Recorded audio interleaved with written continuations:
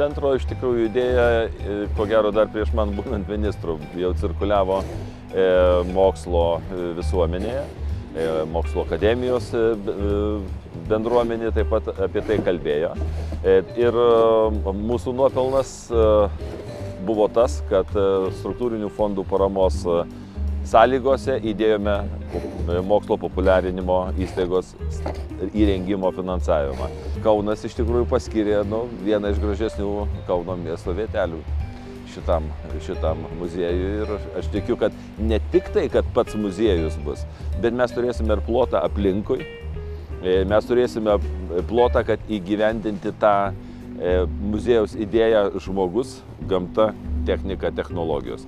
Tai gamta galės būti aplinkui ir gal kokią vytę ganytis, dar kažką, nežinau. Čia jau yra tolesnių diskusijų klausimas. Tokie mokslo centrai leidžia vaikams pačiupinėti tą mokslą savo rankom, kaip aš mėgstu sakyti, susprogdinti ką nors. Ir tas iš karto jiems sukelia domėjimas. O kodėl sprogo?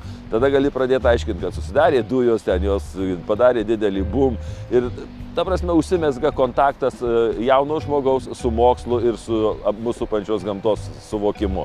Ir tas toliau juos veda domėjimosi kryptimi nuo senų laikų, kai po karo Vilniui praktiškai nieko nebuvo. Ir Vilniečiam tas nelabai patinka, bet tas šūkis kauniečių, kad kiekvienas Vilnietis, tai yra arba kaunietis, arba kaimietis, yra teisingas.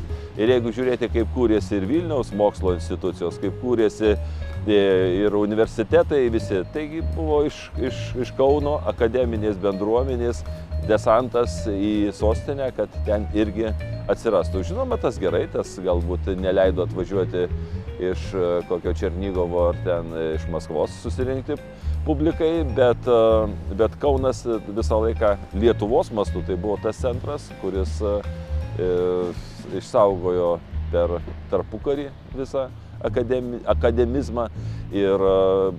O akademinis, tai mes turim daug studentų, tikrai jų procentas Kauno miesto gyventojų tarpe yra labai didelis. Kaunas pradėjo judėti, man tas patinka, nes jisai iš tikrųjų kurį laiką buvo užsikonservavęs savyje, tokiam kažkokiam kiaute, nepasitikėjimo, lyg tai laikinoji sostinė, lyg antras miestas, lyg stotelė tarp Vilniaus ir Klaipėdos. Tai, kad Kaunas pradėjo daryti žingsnius aiškius su savo aiškia politika, su savo reikšmės nacionalinėme lygmenyje rodymu, tai aš manau, kad tai yra pats svarbiausias dalykas. Tas savo ruoštų, gal ne iš karto, ne rytoj, ne poryt, bet tas per kurį laiką atves prie žmonių, prie kauniečių supratimo, kad mes esam tikrai pagarbos vertas miestas.